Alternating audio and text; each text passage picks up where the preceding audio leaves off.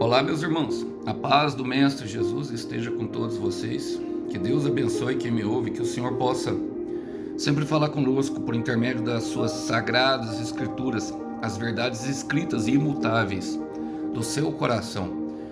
E o texto hoje para nossa conversa, para nossa breve reflexão, encontra-se ali em Atos dos Apóstolos. Eu quero ler com vocês o capítulo 2 novamente, um pouquinho mais para frente que do último texto. Hoje apenas o versículo 37 diz assim: as palavras partiram o coração dos que ouviam, e eles perguntaram a Pedro e aos outros apóstolos: irmãos, o que devemos fazer?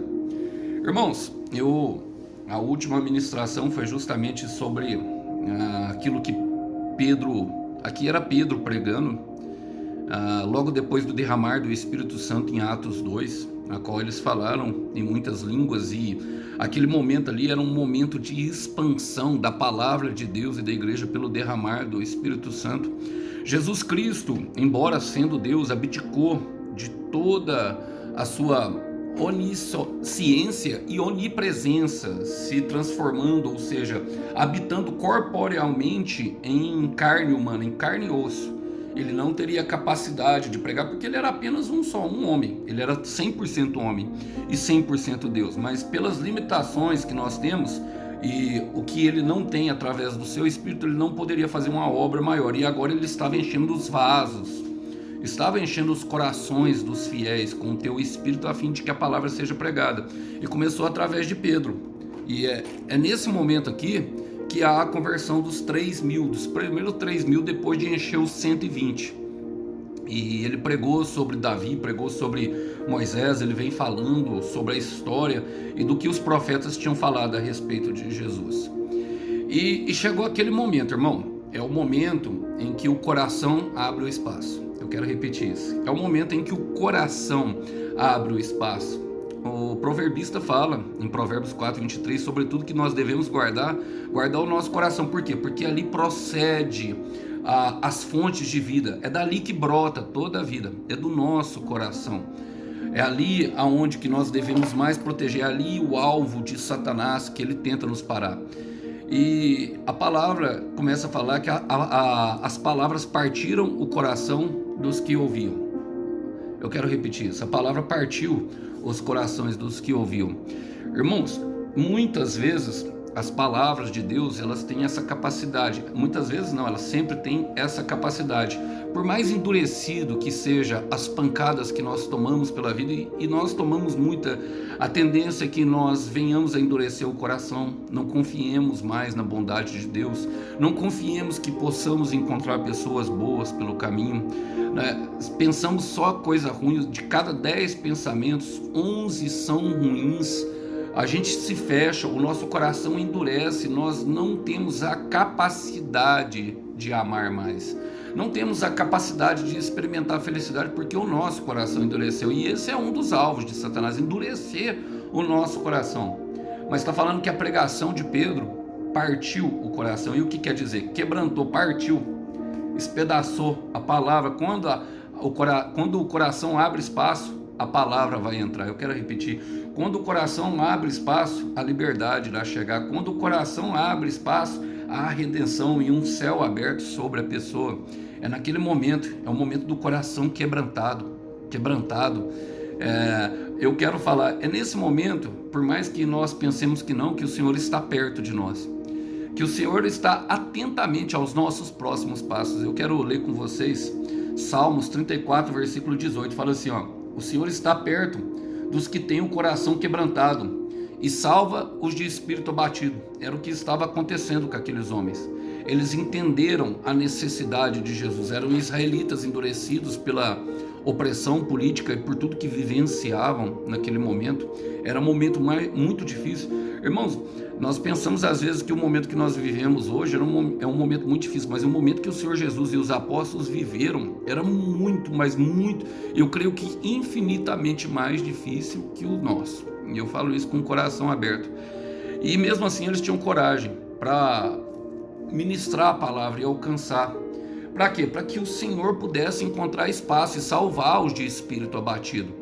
É nesse momento que percebemos que o Senhor vem, sabe, trazendo aquilo que nós precisamos. É quando Ele encontra espaço no nosso coração, Ele está bem pertinho de nós.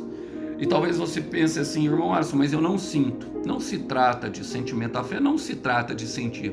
Porque quando o coração quebra, o que nós sentimos é tristeza. Coração contrito, entristecido. O coração está entristecido, as lágrimas escorrem pelo rosto, o travesseiro se encharca, os pensamentos são ruins. Mas o Senhor vem calmamente com o seu amor silencioso, nos abraçando e nos confortando e mostrando que está perto de nós. O Senhor está perto de você, meu irmão. O Senhor está perto de você, meu irmão. O Senhor é contigo, meu irmão. O Senhor é contigo, minha irmã. Não duvide, creia apenas. Olha, e fala assim, ó, perto dos que ouviam. É impressionante isso. Por quê? Porque quem ouve a palavra de Deus e ouve com atenção, como Mateus 13 fala, a palavra ela produz sementes e ela nos conduz ao caminho de que devemos andar. Eu gosto de Joel 2,13, ele fala assim, ó, não rasguem as roupas em sinal de tristeza. Era um sinal de humilhação, rasgar as roupas, colocar cinza na cabeça naquela época e oferecer jejum. E o que o Senhor fala? Rasguem o coração, ou seja, abre o coração para mim. Mostra para mim o que está te incomodando. Fala, aproveita a tua tristeza e ore ao Senhor. Ore, sabe, falando, Senhor, o meu marido, a minha esposa foi embora, me abandonou, me trocou pelo novinho, me trocou pela novinha. Senhor, eu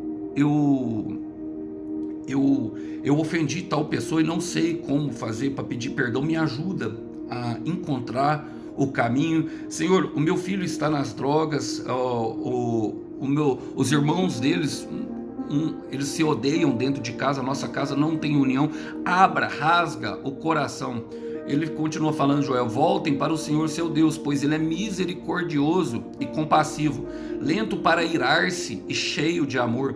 Está sempre pronto a voltar atrás e não castigar. Está falando de arrependimento, de pessoas que ofenderam, de pessoas que agiram de maneira errada, para rasgar o coração, apresentar a tristeza, o porquê, sabe, apresentar as nossas culpas diante do Senhor. Quem está diante de Deus, irmãos, não há mais condenação. Quem está, Romanos 8:1 fala, sabe, quem rasga o coração verdadeiramente pode ser o pecado mais, aqui na linguagem da periferia aqui de Uberlândia, o mais cabuloso, o possível que nós pensarmos. Eu vou falar para você, irmão, Deus não se surpreende por nada, não se surpreende. Nós não ofendemos a Deus com a nossa sinceridade. Nós ofendemos a Deus sinceramente quando nós tentamos ocultar aquilo que não deve ser ocultado. Por quê? Irmão, quando nós não confessamos, quando nós não rasgamos o coração, o que acontece, irmão? Aquilo começa a fazer com que a gente engasgue, vai criando raiz de amargura, vai criando algo ali dentro que não é para estar ali dentro do nosso coração. É necessário tirar. E é num momento de tristeza de coração. Por quê? Porque, irmão Alisson, agora eu quero ler com vocês o Salmo 147, versículo 3. Fala assim, ó, só Ele, está falando de Deus, só Ele cura os de coração quebrantado e cuida das suas feridas. Esse era o momento, o coração estava partido. Quantas pessoas têm vivido com o coração partido?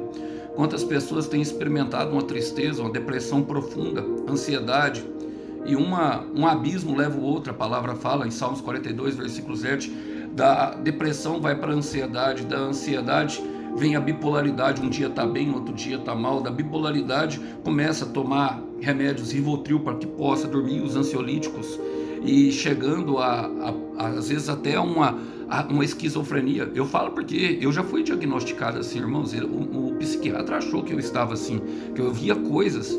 Tamanha eram as vertigens que eu sentia por causa do meu uso contínuo de drogas, na tentativa de, sabe, amenizar a dor e diminuir os efeitos da tristeza que eu sentia. Efeitos colaterais que só podem ser supridos por Deus, segundo Salmos 147, versículo 3. Porque se as feridas não são curadas, elas continuam sangrando.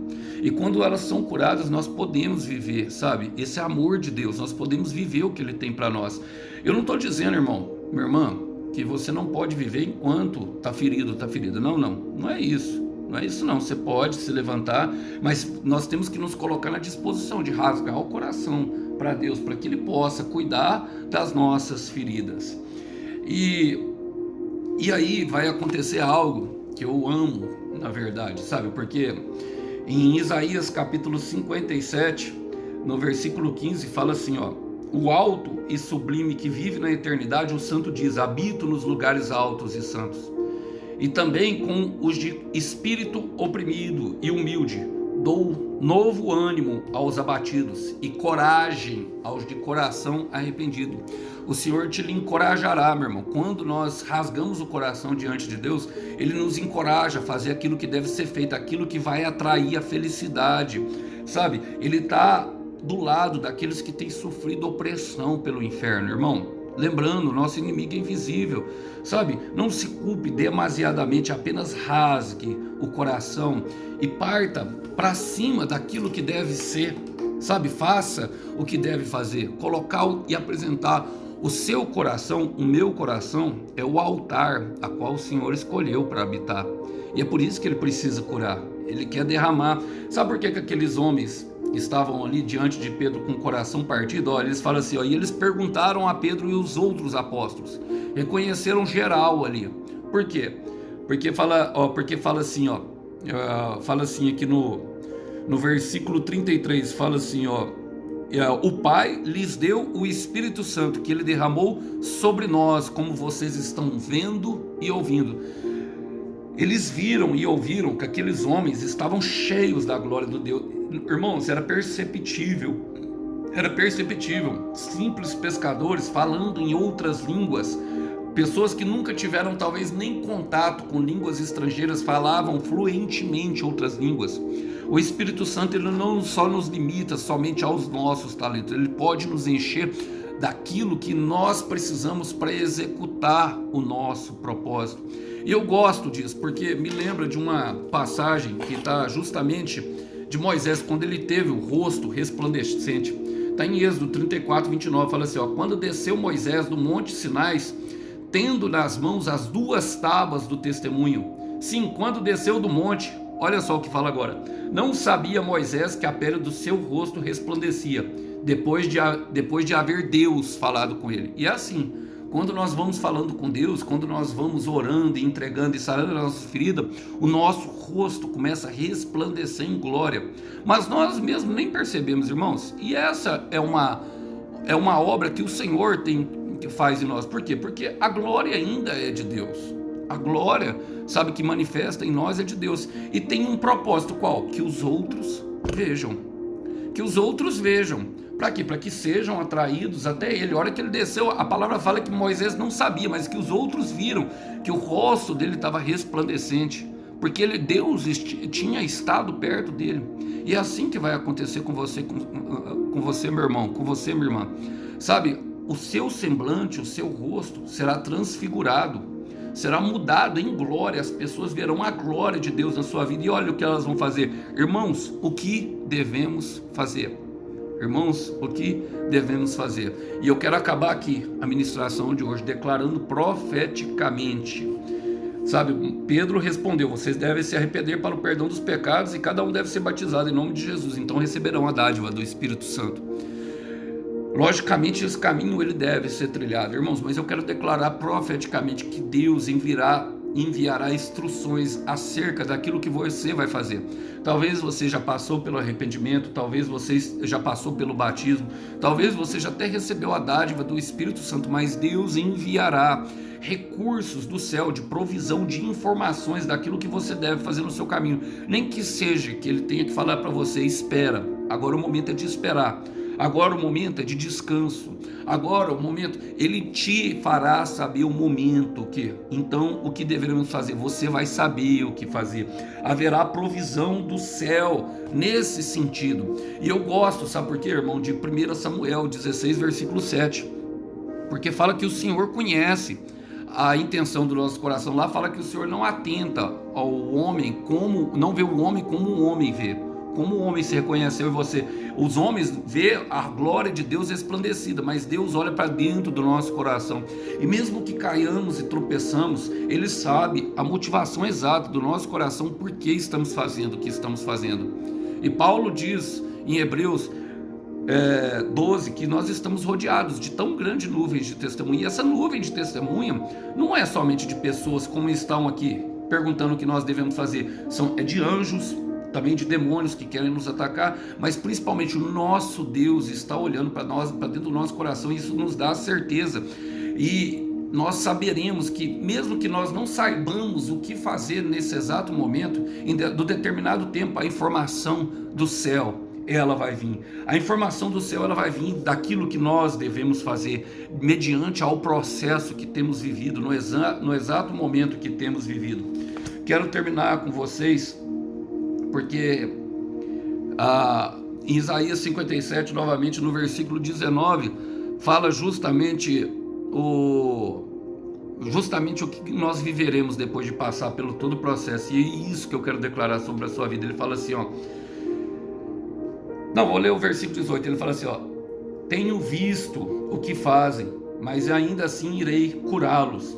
Eu os guiarei, consolarei os que choram. Que eles tenham, porei em seus lábios palavras de louvor, e que eles tenham muita paz, tanto os que estão perto como os que estão longe. Diz o Senhor que os cura. Receba cura, meu irmão. Receba cura, minha irmã. Em nome de Jesus. Seja curado de toda tormenta na alma. Seja curado de toda depressão. Seja curado de toda ansiedade. Seja curado de toda doença psicomática que tem feito você ingerir remédios ansiolíticos, Rivotril, remédios calmantes, para que você estabilize os sentimentos. Receba em teu coração a cura do Senhor nesse momento. Receba a cura para o teu físico. Receba a cura pelos caroços do corpo. Receba a cura de câncer. Receba a cura de febre. Receba a cura do sangue que está impuro nesse momento. Receba a cura no teu pulmão. Receba a cura em nome de Jesus. O Senhor está o curando, é o Senhor, não tem nada do irmão Alisson aqui, é o Senhor que está o curando, está visitando você aí, que tem o poder, o Espírito Santo tem o poder de transcender a telinha e visitá-lo nesse momento, para que você possa receber a cura, e aí diante, para que você possa experimentar a felicidade. Eu gostaria de deixar essa mensagem sabendo que o Senhor está de olho, sim, sabe? Ele vê você, está perto dos que têm o coração quebrantado, não duvide disso jamais, tá? Ele está perto de você em todo o processo. Que Deus abençoe vocês, até uma próxima mensagem. Fiquem com essa mensagem, com uma breve reflexão. Tchau, tchau.